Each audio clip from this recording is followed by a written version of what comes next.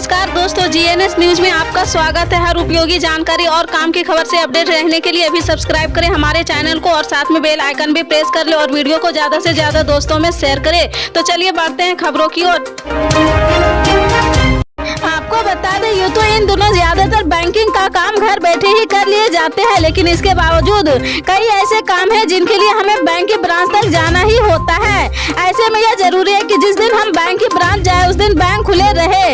इसके लिए आपको बैंकों की छुट्टियों के बारे में पहले से पता होना जरूरी है, जिससे असुविधा से बचा जा सके। आज से साल का आखिरी महीना यानी दिसंबर शुरू हो गया है। इस महीने बैंक 13 दिन बंद रहेंगे। आपकी सुविधा के लिए हम आपको बता दें इस महीने कब कब बैंक बंद रहेंगे।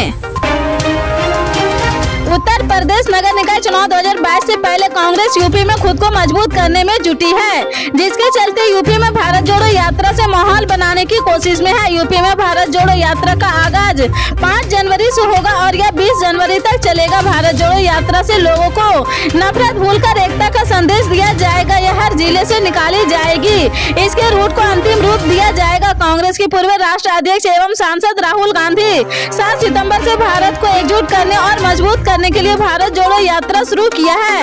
यह यात्रा कन्याकुमारी से कश्मीर तक जाएगी। भारत जोड़ो यात्रा से बढ़ती कट्टरता को खत्म करने, बेरोजगारी और सामाजिक असमानताओं के विरोध में निकाली जा रही, जो देश के 12 राज्य एवं 2 केंद्र शासित प्रदेशों से गुजर रही है। लेकिन अब कांग्रेस ने नगर निकाय चुनाव 2022 से पहले उत्तर प्रदेश के सभी जनपदों में भारत जोड़ो यात्रा निकालने का फैसला लिया है। दिल्ली शराब घोटाले की जांच की अब तक तेलंगाना तक पहुंच गई है। ईडी की इस जांच में प्रदेश के सीएम केसीआर के बेटे और टीआरएस एमएलसी की कविता पर भी शिकंजा कसता दिख रहा।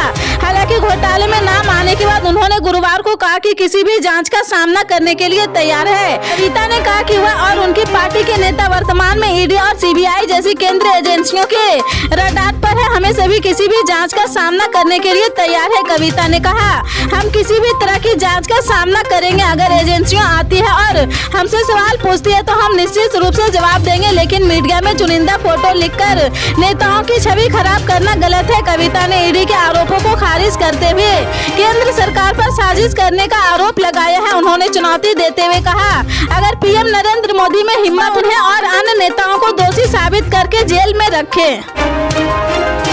उत्तर प्रदेश में 2 विधानसभा और 1 लोकसभा सीट पर उपचुनाव होना है। इसको लेकर सभी राजनीतिक पार्टियां तैयारी में जुटी है। आरोप प्रत्यारोप का दौर जारी है। इस बीच अखिलेश यादव ने जमकर बीजेपी पर निशाना साधा। उन्होंने कहा कि पुलिस का डर दिखाया जा रहा। जो लोग सरकार में है वो कानून का सम्मान नहीं करते।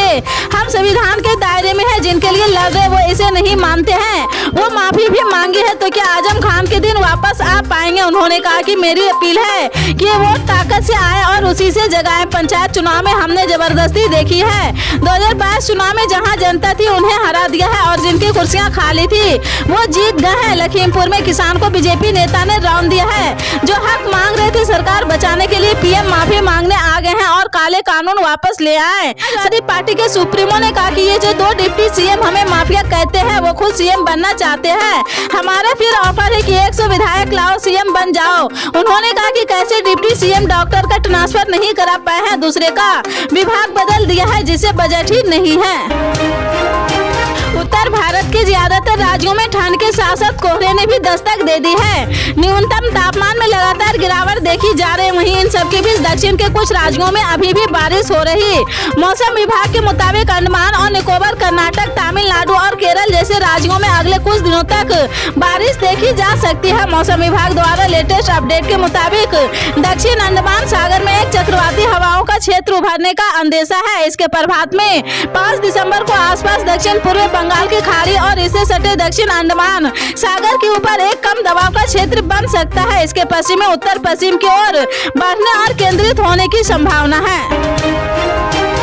भारतीय किसान संघ की ओर से अपनी विभिन्न मांगों को लेकर 19 दिसंबर को नई दिल्ली के रामलीला मैदान में किसान गर्जना रैली आयोजित की जाएगी, जिसमें देश भर के 550 जिलों से किसान दिल्ली में हुंकार भरेंगे। इस दौरान हरदौती से भी 500 और चित्तौड़ प्रांत से 1000 बसें दिल्ली पहुंचेगी। यह जानकारी गुरुवार को आयोजित प्रेस वार्ता में भारतीय किसान संघ के पदाधिकारी ने दी है। इस दौरान आंदोलन के पोस्टर का विमोचन भी किया गया। भारतीय किसान संघ के अखिल भारतीय कार्यकारिणी सदस्य कैलाश गेंदोलिया, प्रदेश मंत्री जगदीश कलमंडा प्राप्त अध्यक्ष, शंकर लाल प्राप्त प्रचार प्रमुख व मीडिया प्रभारी, आशीष मेहता जिला अध्यक्ष, गिरिराज चौधरी प्रचार प्रमुख, रूप नारायण यादव कोषा अध्यक्ष, लक्ष्मी नारायण शर्मा मीडिया से रूबरू हुए हैं। पल पल के अपडेट जानने के लिए जुड़े रहे आप अपने GNS न्यूज चैनल से। मिलते हैं अगली बड़ी खबर के साथ, तब तक के लिए जय हिंद।